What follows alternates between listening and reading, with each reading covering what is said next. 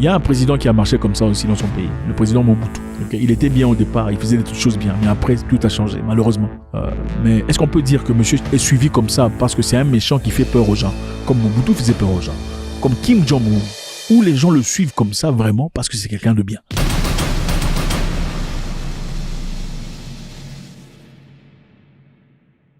Voici le président nigérien, le général Tiani, qui quitte l'aéroport marchant à pied jusqu'à son domicile. C'est puissant, c'est imposant, c'est bouleversant aussi. Suivant. Quand l'avion présidentiel s'est posé à l'aéroport Gyori Amani, la clameur s'est immédiatement élevée. Les cris de joie, les applaudissements, les chants, tout témoignait de la profonde attente de la population.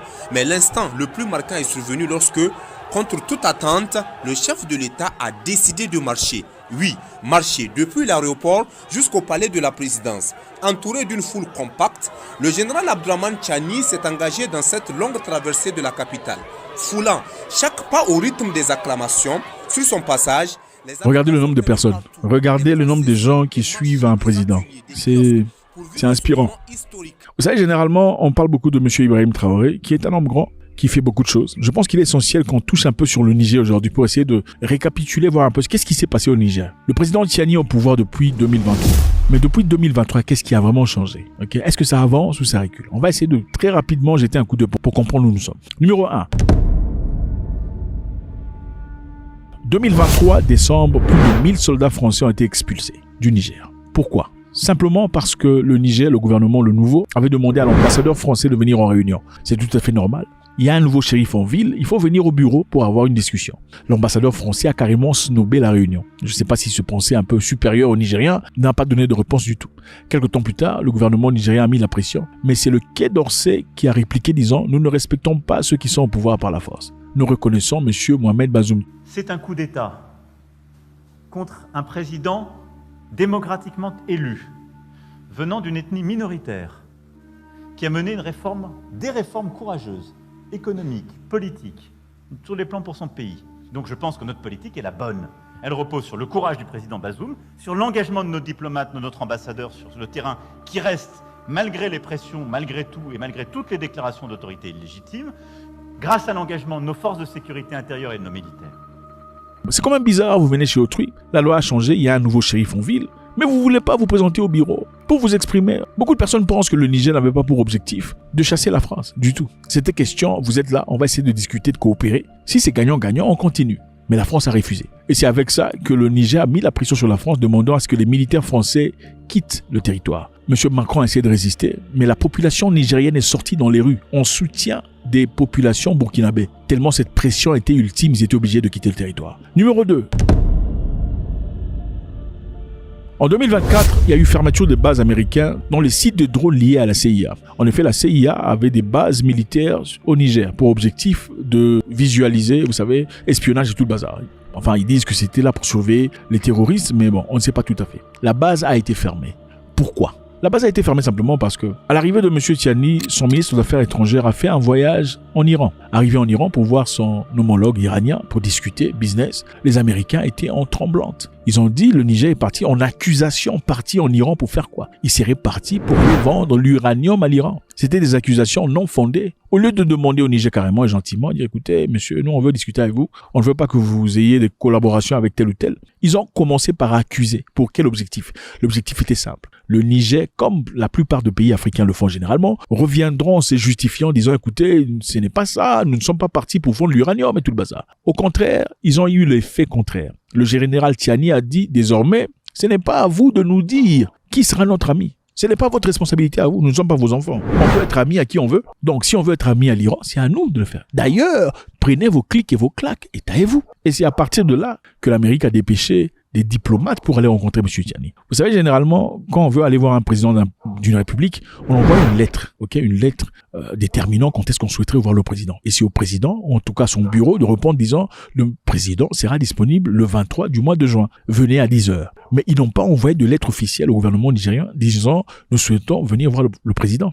Pourquoi? Évidemment, nous sommes américains. Personne ne peut nous arrêter. Ils ont pris l'avion, sont partis au Niger sans s'annoncer. Arrivés là-bas, ils ont demandé, exigé de voir le président de la République. Ça n'a pas été accordé. On leur a demandé de partir. Le jour d'après, on a demandé à ce que les bases soient fermées et qu'ils quittent. Et c'est à partir de là, évidemment, le Niger a fait venir les Russes pour accélérer la motion. Et c'est comme ça que les Américains sont partis. Et peu après, évidemment, il y avait un sénateur très en colère par rapport à ça, disant Mr. Speaker, I rise to warn this body of the deteriorating conditions in the African country of Niger and to give rise to the concern of service members and contractors. Donc vous voyez, le sénateur qui dit clairement, si c'était lui, s'il y avait un président fort à l'époque, c'était pas Donald Trump, c'était Biden, il serait parti bombarder le Niger. We know that Russians are behind the wire. You know what a real U.S. president would do? Say that C-130s are on their way to Niger today with the water and the medicine and the food our troops need, that they will have a full fighter pilot escort there, and if the Nigeri government or any other third world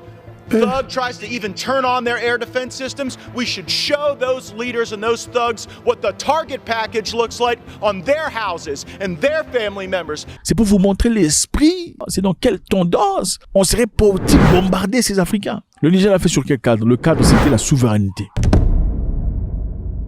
Depuis l'arrivée de M. Tiani, le Niger s'est retiré de la CEDEAO. C'est arrivé en janvier 2025 après les sanctions sur le Niger, le Mali et le Burkina Faso.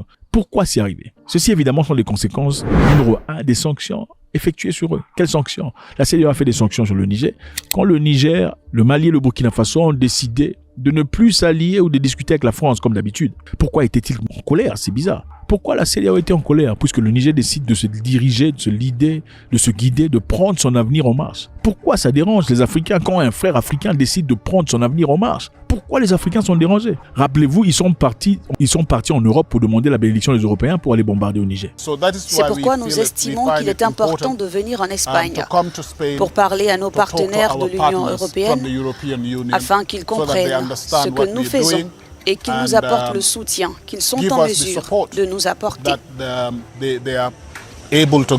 Quelles étaient les sanctions? Fermeture de frontières, suspension des échanges, coupure d'électricité. Fermeture des frontières, c'est-à-dire les frontières étaient fermées. On ne pouvait plus survoler les avions, avec les avions, les territoires de l'ECOWAS, de la CEDEAO. C'était interdit. Il y a eu coupure d'électricité. Le Nigeria a coupé l'électricité au Niger, parce que le Nigeria, évidemment, fournissait de l'électricité au Niger. Bien que le Niger produisait beaucoup d'uranium pour en faire de l'électricité, le Nigeria envoie l'électricité au Niger. Et ils n'ont pas tenu en compte le fait qu'il y avait des gens à l'hôpital à l'époque. Il y avait des bébés dans des couveuses, des femmes enceintes, des gens ont besoin d'oxygène, qui n'ont malheureusement pas pu être traités parce qu'ils ont coupé l'électricité. Et tout cela, c'était sous couvert de quoi? Ils voulaient aller sauver Mohamed Bazoum. C'est malade de vouloir sauver un monsieur Bazoum pendant que vous sacrifiez une grande majorité de personnes qui sont innocentes dans des hôpitaux.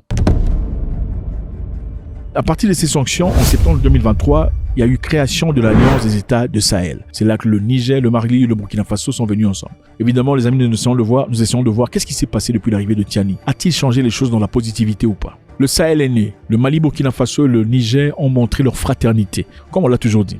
Évidemment, les Africains, vous savez, ils adorent s'appeler frère. Mon frère. Mais le mon frère n'est jamais soutenu par le bonheur. C'est un mon frère sournois, dans l'objectif d'observer, objectif de détruire quelquefois. C'est une tristesse. Malheureusement, ce n'est pas valide pour le Niger, le Mali et le Burkina Faso. En juillet 2024, on transforme l'histoire en une confédération des États du Sahel. Ils signent leur pacte de défense, une force commune de 5000 hommes. 5000 hommes ensemble pour défendre les États du Sahel. En janvier 2025, on crée le passeport biométrique commun entre le Niger, le Mali et le Burkina Faso. C'est ça la fraternité. C'est ça des gens qui comprennent que les pays sont un grand mensonge. C'est ça ces gens qui sont des vrais frères. Pas besoin de limitation. Regardez le Congo ici, regardez. Le Congo Brazzaville, Congo, République du Congo et l'autre, comment on va appeler, RDC, République démocratique du Congo. Ils sont tous appelés Congo. Mais ce sont des gens qui ne s'entendent pas. Ah non, il faut vous dire la vérité.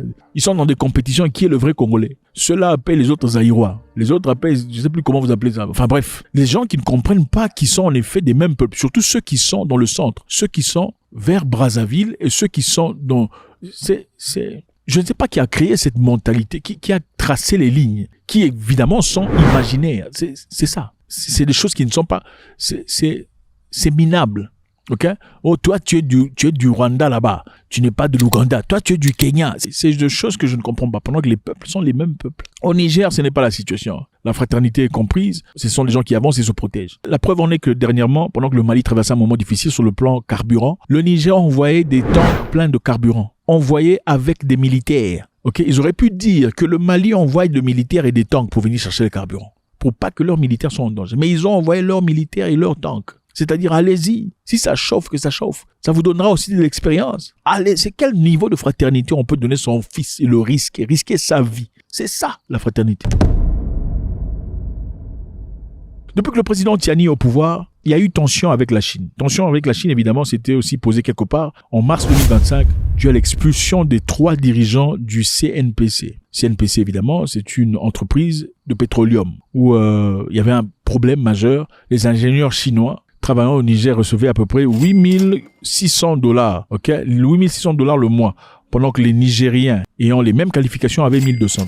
De 8,600 à $1,200, c'était inacceptable. Ça, c'est des choses que vous ne pouvez jamais voir dans beaucoup de pays africains. Dans beaucoup de pays africains, tu ne peux même pas ouvrir ta bouche face à un Chinois. Parce que le général va te mettre en prison, le colonel va te chicoter, le caporal va te cracher dessus. Et le gouverneur va mettre toute ton famille au cachot. Pourquoi? Parce que toutes ces personnes-là sont dans la poche du Chinois. Il n'y a pas que les Chinois, il y a aussi les Libanais, il y a les Pakistanais, c'est ça. Les locaux n'ont aucun droit, aucune autorité, aucun pouvoir, aucune valeur. Pas au Niger. Dans beaucoup de pays africains, quand un noir commence à travailler pour un blanc, que ce soit dans les ambassades ou autre chose, il commence à mépriser les autres noirs. Il raconte des bêtises aux blancs sur le noir pour pas que... C'est bizarre. Vous allez aux ambassades, la façon dont on vous traite. Le blanc te traite même beaucoup mieux que les noirs. C'est comme s'il veut montrer aux blancs combien tu es un imbécile. Combien il ne faut pas qu'on te donne un visa. Tu es risqué. Pas au Niger. Pas au Niger. Au Niger, on a expulsé 3 dirigeants. 3 dirigeants expulsés 48 heures en 48, quittaient le pays depuis l'arrivée du président Tiani.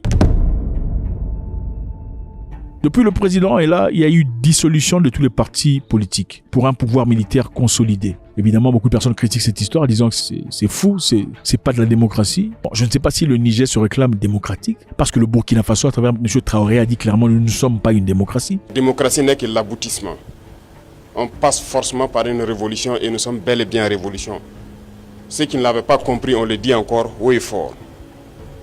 Il faut que tout le monde incorpore cela. Et notre rôle de communiquer, d'expliquer, de faire comprendre ce que c'est que notre révolution. Une démocratie doit mûrir. Une démocratie doit mûrir. C'est-à-dire qu'il faut aller petit à petit, mollo, éduquer la population pour arriver à une démocratie. C'est comme le font nos frères au Burkina Faso, avec la brigade La Balle, où les gens sont éduqués. Pour préparer les gens à une démocratie, il faut qu'ils soient éduqués. Pour préparer une démocratie parfaite, il faut être éduqué. Éduquer, c'est le respect de la loi, le respect de la situation, la propriété, l'intelligence mondiale, l'hygiène intellectuelle. Sinon, on aura dans une démocratie des gens qui sortent leur merde de leur derrière et mettent au visage du président, disent « Monsieur, je suis dans ma liberté d'expression, c'est la démocratie ». Alors, au Niger, les partis politiques ont été suspendus. Beaucoup de gens, évidemment, critiquent. Beaucoup de gens critiquent, disant que c'est injuste, c'est incorrect, ce n'est pas bien.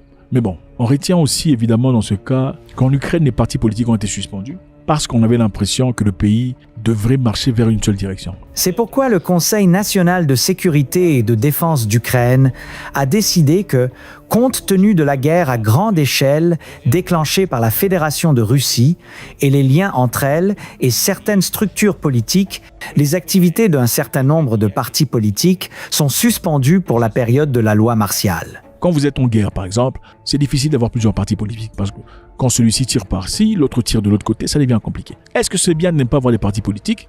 Ça peut être très difficile, ok? On pourrait comprendre. Ce n'est pas facile du tout.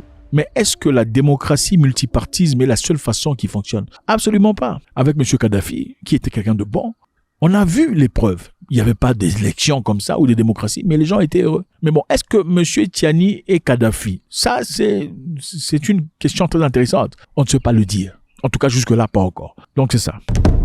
Le Niger a nationalisé l'uranium. Okay, les mines sommaires d'uranium ont été nationalisées. C'est le bien de l'État maintenant. Après 50 ans, c'est le bien de l'État. C'est un pouvoir fort. Merci infiniment, les amis. Je pense que c'est important. Beaucoup de personnes ne savent peut-être pas qu'est-ce qui s'est passé. Peut-être qu'on le sait d'ailleurs, mais je pense qu'il était important de raviver l'esprit, okay, de rafraîchir la mémoire. Qu'est-ce qui s'est passé? Qu'est-ce qui se passe au Niger actuellement? Quels sont les changements palpables depuis l'arrivée de M. Tiani? Faites-moi savoir ce que vous en pensez. C'est toujours avec beaucoup de plaisir. Il y a un président qui a marché comme ça aussi dans son pays, le président Mobutu. Okay, il était bien au départ, il faisait des choses bien, mais après tout a changé, malheureusement. Mais est-ce qu'on peut dire que monsieur est suivi comme ça parce que c'est un méchant qui fait peur aux gens, comme Mobutu faisait peur aux gens, comme Kim Jong-un, où les gens le suivent comme ça vraiment parce que c'est quelqu'un de bien?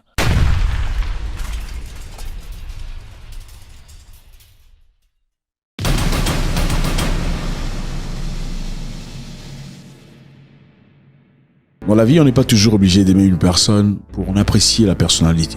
Le cas est très évident. Discours autant important et puissant. Suivez.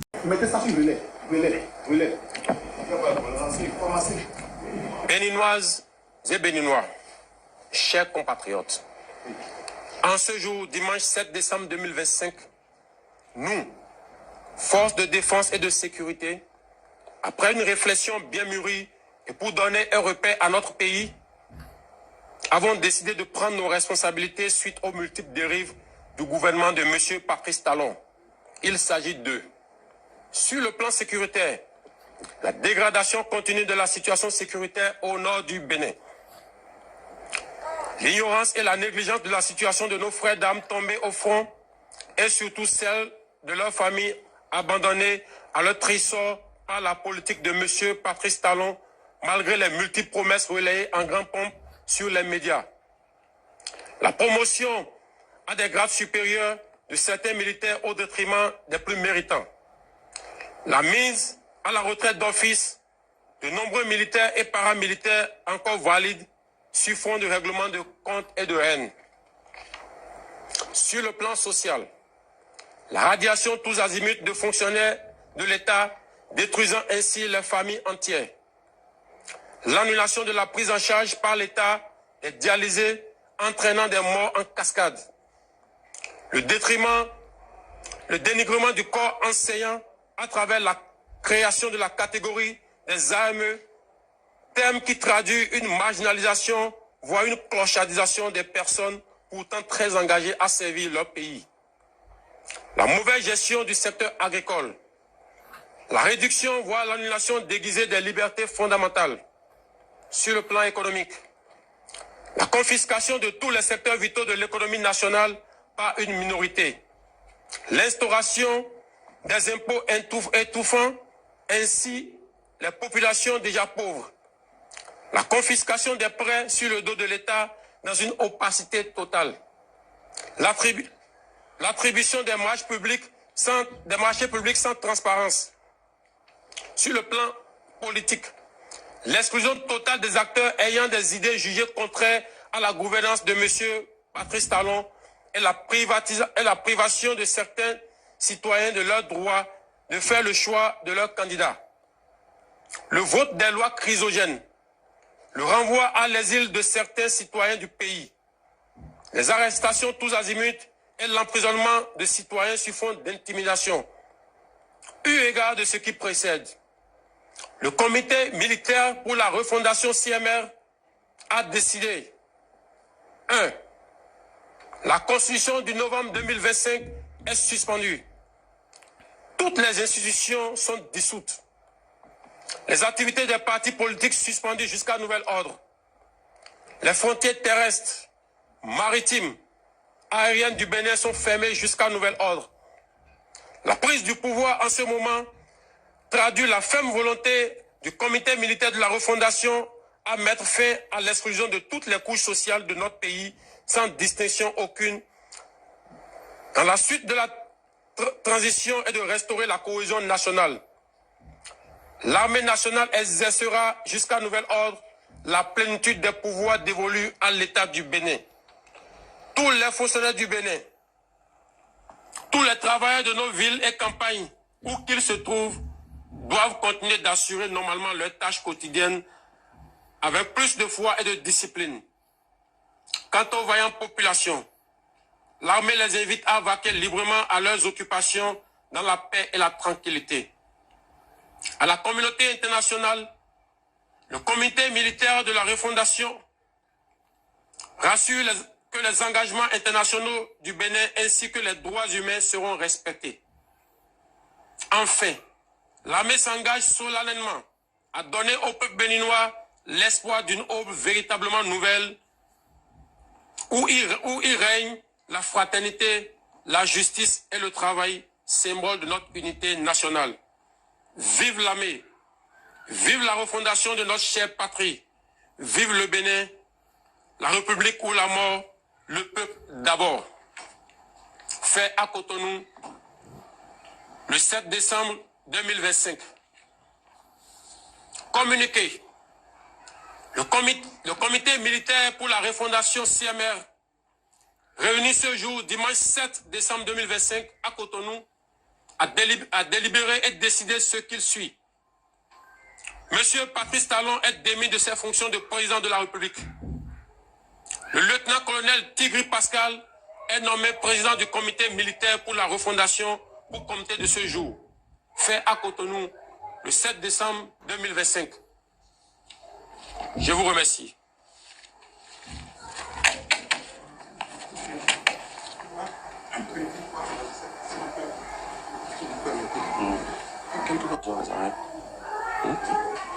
Il faut si on annonce que les chefs de marche sont mis aux arrêts. Non, c'est pas nécessaire.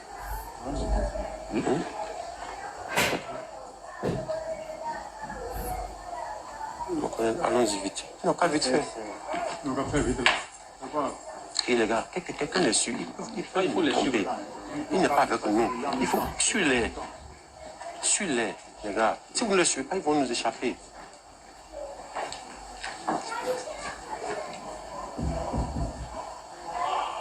Il faut lui poser maintenant. Tu as déjà pris contact avec lui. C'est bon, mais j'étais tu es déjà quelques fois comme ça. C'est bon. S'il vous plaît, mettez ça sur le lait. En même temps, c'est qu'il n'y a pas pour. Venez en même temps, venez. Dès que c'est bon, donnez le top. Mettez ça sur le lait. Béninoises et Béninois, chers compatriotes, en ce jour, dimanche 7 décembre 2025, nous, forces de défense et de sécurité, après une réflexion bien mûrie et pour donner un repère à notre pays, avons décidé de prendre nos responsabilités suite aux multiples dérives du gouvernement de M. Patrice Talon. Il s'agit de, sur le plan sécuritaire, la dégradation continue de la situation sécuritaire au nord du Bénin. L'ignorance et la négligence de la situation de nos frères d'armes tombés au front et surtout celle de leurs familles abandonnées à leur trésor par la politique de M.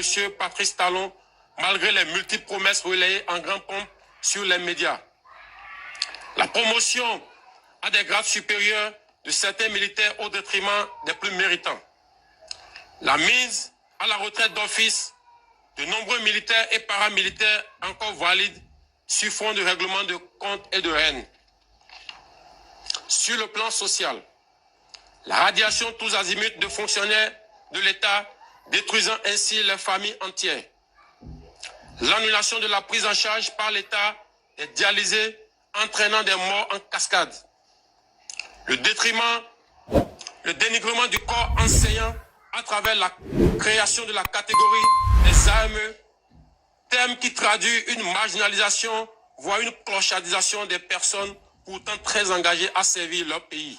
Toi et ton pote, vous sortez pour vous amuser, il y a une personne qui vient et commence des ennuis avec ton pote. La personne commence à raconter des bobards, des bêtises et tout le bazar. La personne pousse ton pote et finalement ton pote donne un coup. Boum. Le combat commence. Le monsieur là, gouillou ici au visage. La police arrive très rapidement là, tout ça. Et ça commence à expliquer. Non monsieur, vous voyez, j'étais là et tout ça. Moi, j'ai rien fait, tout ça. Vous êtes à 4. Et puis l'un de vos potes dit, non, bon, écoutez, dans cette histoire, c'est toi, tu as tort. On commence à te pointer, toi, tu as tort. Ton pote te dit, toi, tu as tort. Il fallait pas... C'est toi qui as donné le coup. Comment vous vous sentez? Voudriez-vous que votre pote vous emmène dans un coin pour vous dire, écoute frère, tu es mon ami, mais là, tu as gaffé, hein. Mais en public, dire non, ce n'était pas comme ça, ça n'avance pas comme ça. Vous diriez-vous une personne qui vous corrige en privé, mais vous soutient en public, ou pas? Enfin, ça, c'est valide aussi en ce qui concerne même les couples, n'est-ce pas? Ceux qui sont mariés en général. Écoutez, vous sortez, vous allez ailleurs, votre épouse a une petite histoire avec un étranger, une serveuse, un technicien, peu importe, et elle a tort. Vous faites quoi en public? Vous dites non, non, tu as tort. Non, vous faites pas ça, n'est-ce pas? Beaucoup de gens préféraient que vous essayez un peu d'apaiser l'histoire, mais dans un coin privé, dites à votre femme, écoutez, ce que tu as fait là, je pense que tu as tort, n'est-ce pas? C'est comme ça que ça fonctionne, non? Ou pas? En tout cas, est-ce que vous parleriez toujours à un ami si votre ami disait à la police, non, c'est lui qui a tapé, c'est toi, tu avais tort? Même si vous parlez avec cette personne, seriez-vous toujours dans le futur des copains ou le feriez-vous toujours confiance? Ça devient difficile, n'est-ce pas?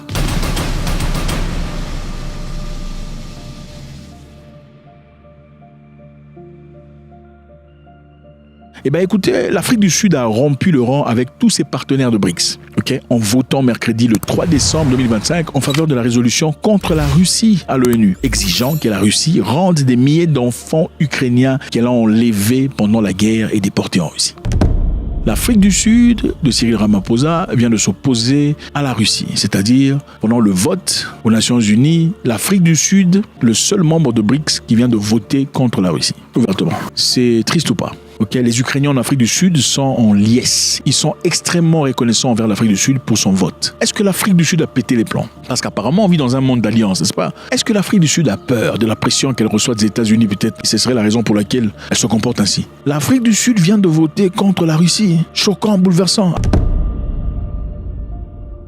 La résolution, évidemment, c'est le retour des enfants ukrainiens. C'est ça son titre. Ça a été présenté par l'Ukraine et le Canada. Cette résolution, évidemment, demande que la Russie assure le retour immédiat, sûr et inconditionnel, donc sans condition, de tous les enfants ukrainiens qui ont été transférés de force ou déportés. Cette résolution exhorte également que la Russie cesse sans délai toute nouvelle déportation forcée et de mettre fin à la séparation des enfants ukrainiens avec leurs familles et tuteurs légaux, ainsi qu'à la modification de leur statut personnel. C'est-à-dire qu'on accuse la Russie de modifier le statut des enfants qui ont été pris.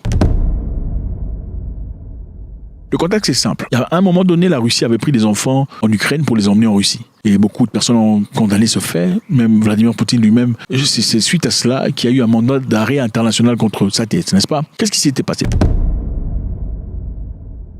La justification russe, c'est que la raison pour laquelle les Russes ont pris ces enfants et les ont bougés, c'est parce que d'après eux, ces enfants étaient au milieu de la guerre entre eux et l'Ukraine. C'est-à-dire, pendant que l'Ukraine frappe et la Russie frappe aussi, il y a forte probabilité que ces enfants soient touchés parce qu'ils sont au milieu. Et aussi, ces enfants étaient où? Dans les terrains qui ont été actuellement récupérés par la Russie. Ce sont des terrains et des régions russophones, où les Ukrainiens s'expriment en russe. Alors, c'est par cette sympathie, d'après les Russes, qu'ils avaient pris ces enfants et les auraient emmenés en Russie pour aller les placer dans les maisons d'accueil et tout le bazar.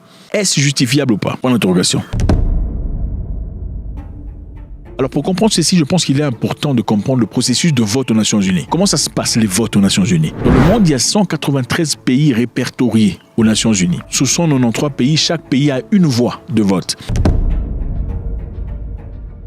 Généralement, quand on parle des histoires qui ne sont pas très importantes, on a simplement besoin de la majorité des pays pour passer la loi. Si par exemple, désormais, il n'y aura pas de visa, bon ça n'a aucun sens, mais je vous donne un truc super bizarre. Par exemple, tous les pays du monde doivent donner des hamburgers à la Côte d'Ivoire. On a simplement besoin de la majorité, c'est-à-dire sur 183, qui est au moins la moitié ou plus qui disent oui et la loi passe. Maintenant, dans des cas de guerre, par exemple, la guerre de la Russie et l'Ukraine, on a besoin de 2/3 des voix pour passer la résolution, c'est-à-dire dans ce cas, sur 193, on a besoin de 128 voix pour passer. Et dans cette résolution, malheureusement, il n'y a pas eu assez de voix pour passer cette histoire. Alors, qu'est-ce qui a pu influencer ce changement de comportement de l'Afrique du Sud? Vous savez, quand un ami change, généralement, ce n'est pas pour rien. Il y a toujours des raisons évidentes. L'ami a certainement fait un voyage où il est parti un week-end avec d'autres amis. Ils ont eu c'est comme ça, non? Même quand votre femme change, il change après avoir été chez sa cousine, avec ses amis. Il y a toujours une histoire, n'est-ce pas? En avril de cette année, 2025, le président Zelensky est parti en Afrique du Sud en visite, pour aller rencontrer le président Cyril Ramaphosa de l'Afrique du Sud. Il a été en Afrique du Sud simplement pendant quelques heures et rentré immédiatement chez lui. Qu'est-ce qu'il a fait en Afrique du Sud? Il aurait déposé auprès de Ramaphosa une liste de 400 enfants enlevés, a demandé à ce que Pretoria obtienne leur retour. Et l'Afrique du Sud avait exprimé sa volonté de faciliter ce rapatriement en octobre 2024. Il y a eu discussion entre Ramaphosa et Zelensky. Il a fait ça, naturellement, pour débunker quelque chose. L'Afrique du Sud a été accusée à plusieurs reprises de s'allier à la Russie dans ce que la Russie fait. Disons que c'est un partenaire de la Russie. Mais l'Afrique du Sud s'est toujours déjà exprimée comme neutre dans cette situation de guerre entre les Russes et l'Ukraine. Alors, il faudrait aussi souligner qu'il y a une forte communauté ukrainienne en Afrique du Sud. Ah oui, c'est hybride. Cette communauté ukrainienne a plaidoyé comme pas possible. Ils ont fait un lobby très puissant. Ils ont frappé aux portes gouvernementaux, déposé des lettres pour appliquer la pression. Il y a même l'évêque, ce monsieur ici, Thabo Makhoba, qui a également exprimé son sentiment, le soutien public de l'Ukraine. Dans ce plan politique, je pense qu'il est important de comprendre une chose. Le président Cyril Ramaphosa a eu une discussion avec Vladimir Poutine. Okay? Vous savez, avant de se présenter sur le plan international, il est important de discuter avec ses amis. Alors, le président Cyril Ramaphosa avait exhorté Vladimir Poutine lors d'une visite au mois de juin 2023. Qu'est-ce qu'il a dit? Il a dit à Poutine de rapatrier les enfants comme mesure de confiance en faveur de la paix. Donc, monsieur Poutine, pour montrer au monde que vous avez en faveur la paix en Ukraine, voici, rendez les enfants. Pour montrer au monde, puisqu'on vous accuse d'être méchant, rendez les enfants. Beaucoup de gens accusent la Russie de pas seulement garder les enfants en Russie. On dit que ces enfants, parmi eux, il y a ceux qui sont en Biélorussie. Il y a aussi, d'après certains médias, des enfants qui seraient en Corée du Nord. Est-ce vrai? Je ne sais pas. Est-ce que la Russie enverrait les enfants en Corée du Nord? Mon organisation a documenté 165 camps de rééducation où des enfants ukrainiens sont militarisés et russifiés. Ces camps existent dans les territoires occupés, en Russie, en Biélorussie et en Corée du Nord. Sur cette photo, vous pouvez voir Misha, 12 ans, originaire de la région occupée de Donetsk, et sur celle-ci, Lisa, 16 ans, de Simferopol, occupée. Ils ont été envoyés au camp de Songdo-won en Corée du Nord, à 9000 km de chez eux. Dans ce camp, on apprenait aux enfants à détruire les militaires japonais, et ils ont rencontré des vétérans coréens qui, en 1968, ont attaqué le navire américain Pueblo, tuant et blessant 9 soldats américains. La russification et la militarisation provoquent de graves traumatismes et portent atteinte à la dignité des enfants. À 17 ans, les garçons reçoivent des convocations pour être enrôlés dans l'armée russe. Leur objectif ultime est clair et véritablement génocidaire. Faire en sorte que les Ukrainiens s'entretuent. Je ne sais pas. Évidemment, il y a beaucoup de critiques. La réputation internationale, Pretoria a été critiquée pour être trop proche de Moscou et pour ça, la pression de Trump sur eux. Il est important pour eux d'essayer de... Est-ce qu'ils le pensent vraiment? La question est celle-ci. Est-ce que Pretoria est lâche ou Pretoria est en train de faire ce qui est important pour Pretoria dans ce cas? Parce que nous savons qu'il y a une forte pression contre l'Afrique du Sud. Les accords avec les États-Unis sont par terre pour l'instant. L'économie est en train de bouger. Est-ce que Pretoria doit faire ce que Pretoria doit faire pour nourrir les enfants de Pretoria ou Pretoria doit ultimement s'allier aux BRICS dans l'objectif de faire plaisir ou de faire preuve de force? La deuxième question est celle-ci. Si Pretoria fait ça, est-ce que BRICS fera confiance à Pretoria dans le futur? Si Pretoria fait ça, est-ce que dans l'avenir, on pourra considérer Pretoria comme un élément fort? Mais est-ce la première fois que l'Afrique du Sud vote contre la Russie? Non, ce n'est pas la première fois. Le 25 février 2025, la révolution de Agnew sur l'intégrité territoriale de l'Ukraine. L'Afrique du Sud avait voté en faveur d'une résolution présentée par les États-Unis, puis amendée, dénonçant l'invasion russe comme une violation du droit international. L'Afrique du Sud a déjà voté contre la Russie. Est-ce que ça donne? Si un ami à vous parle contre vous apparemment en public, mais a déjà eu une discussion avec vous sur cette situation, est-ce acceptable ou pas? Parce que l'ami en question l'a déjà fait avec vous en privé. La différence entre l'être humain et le singe, vous connaissez? Le singe et l'humain, c'est quoi la différence? Beaucoup de personnes pensent que être humain, c'est supérieur parce qu'on est naturellement humain. Je ne pense pas que l'humain est supérieur au singe seulement parce qu'il est humain. Je donne l'exemple de ça. Prenez un singe et un humain. Un bébé singe et un bébé humain. Mettez-les ensemble. Quelque part, là où il n'y a pas de parents, il n'y a pas de parents singes, il n'y a pas de parents humains. Et laissez-les se développer pendant un temps. Et venez les voir après 10 ans ou 15 ans. Et regardez s'il y a une différence. Il n'y a aucune différence. Il n'y aura aucune différence entre le singe et l'humain de 15 ans qui n'ont eu aucun mentorship. Il n'y a pas de différence. La différence émerge, c'est quand on est exposé aux parents. C'est ce que le parent t'apprend quand tu es jeune. Ce que l'environnement t'apprend quand tu es encore petit. Ce que tu accumules comme expérience, comme contact, comme information qui développe ta capacité d'être humain. Le Burkina Faso d'Ibrahim Traoré a compris quelque chose de très important. Et avant de le développer, on va suivre. Suivons. Voilà, il faut curer. Regardez comment vous versez vos trucs là-bas. Hein? La lessive, là, vous mettez dedans. Ça doit pas mettre ici. Vous ne devez pas mettre ça ici. Ça, c'est la brigade Laballe. La brigade Laballe a pour objectif de s'assurer que l'humain se comporte comme humain. On ne peut pas parler de développement en Afrique sans parler de comportement. Malheureusement. On ne peut pas parler de développement en Afrique sans parler de comportement. Il ne suffit pas qu'il y ait un gouvernement qui travaille pour que les gens soient heureux. Il faut la participation des humains pendant le travail d'un gouvernement qui veut vraiment travailler. Suivez. Trouvez un coin où mettre ça. C'est pas ici que vous devrez verser ça. Donc vous allez curer ça aujourd'hui. Vous allez commencer. Tant que ce n'est pas fini, on est là. Il faut couper le tuyau là, tout de suite même. Tant que ce n'est pas fini, on est là. Vous allez curer ça aujourd'hui. Vous allez déboucher cette histoire maintenant là. Il faut fermer le tuyau là. On ne veut plus que l'eau quitte là-bas pour rentrer ici. Il faut rentrer, couper ça. Il faut couper ça tout de suite. Envoyez Pigalle là, il va enlever ça. Envoyez-lui les Pigalle, il va casser ça là, enlever. Envoie 2 Pigalle, les 2 là vont casser ça. Ajoute, il faut ajouter un autre. Envoie un autre. Va casser ça là-bas. Casse ça là-bas. Envoyez un autre ajouté. Faut Cette brigade est vraiment à saluer. Elle est la bienvenue dans notre ville. Leur approche est bien. Avec la sensibilisation qu'ils font aussi, je trouve que c'est... Je reviens, c'est pour notre bien. Oui, madame, c'est pour votre bien. Ils ont demandé de rendre notre lieu très propre, pour notre propre bien. Un lieu impropre n'est pas vivable. L'être humain, il faut toujours le checker.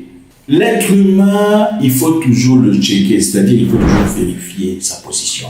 Il faut vérifier la loyauté de l'humain. Parce que l'humain loyal, il y a 5 ans, n'est pas essentiellement loyal aujourd'hui. Attention, même si vous êtes meilleur ami dans le passé. L'humain est mu par ses intérêts. L'être humain, il faut toujours le vérifier. Si vous laissez une personne qui travaille pour vous pendant trop longtemps, il y a une complaisance qui naît. Attention. Si vous ne suivez pas le travail, il y a la saleté qui naît. Attention, suivez. Qu'est-ce que vous venez de faire? Vous venez de faire un nettoyage. Pourquoi vous avez nettoyé? Parce que c'était sale. Pourquoi c'est sale? C'est vous qui avez sali. Vous avez déposé les sachets, vous avez déposé n'importe quoi. Vous êtes des commerçants, vous avez des boutiques. Vous devrez forcément avoir des poubelles, les papiers, les sachets d'eau. Vous devrez forcément mettre ça dedans. Prochainement, quand on va venir, trouver que ta devanture est sale. Tu ne vas pas seulement te limiter à nettoyer ta devanture. Tu vas nous suivre. Okay. Aller nettoyer ailleurs. Tu vas aller nettoyer ailleurs, pas seulement devant toi. Tu as nettoyé ailleurs, mon ami, à cause de ta saleté. Et c'est ça. Il dit, qu'est-ce que vous avez fait? On a nettoyé. Pourquoi vous avez nettoyé? Parce que vous avez sali. Ce n'est pas au gouvernement de venir nettoyer vos saletés. Non, ce n'est pas au gouvernement. Le gouvernement peut avoir de plans très bien, de la saleté, la cleanliness et tout le bazar. Mais si la population a une insalubrité mentale, ça ne peut pas marcher. Le comportement est très important. Il faut fixer l'humain. Il faut toujours le checker. Continuons. Vous allez curer le caniveau là. À partir de là. Vous allez curer encore. Vous allez curer encore. On a dit, vous allez curer le caniveau. Lui dit, on a fait ça hier. Non, vous allez curer encore aujourd'hui. Voilà. Vous allez curer aujourd'hui même. À partir de là, ici là, le boutiquier là va s'en charger.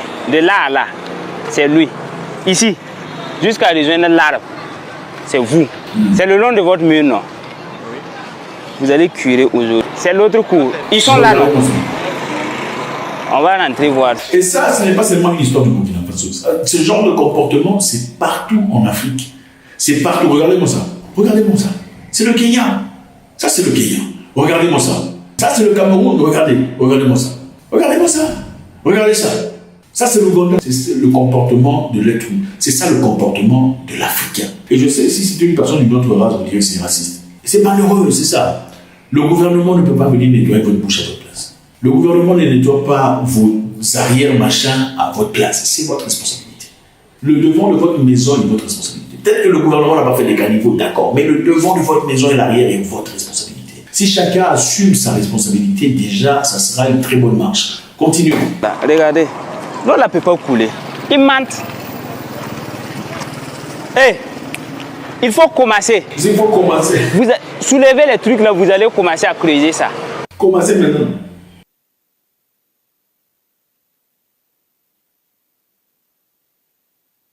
La brigade là-bas a fait le constat, les caniveaux qui sont bouchés, qui empêchent l'eau de passer. Monsieur est un grand garçon.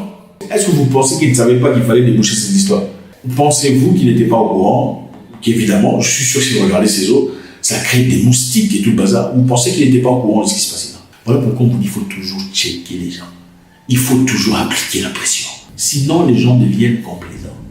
Il faut toujours vous assurer que les gens font ce qu'ils sont censés faire. Et je sais qu'il y a des gens qui diraient « Ah, ça c'est oppressif, c'est de la pression sur les gens. » C'est oppressif pour ceux qui sont sales.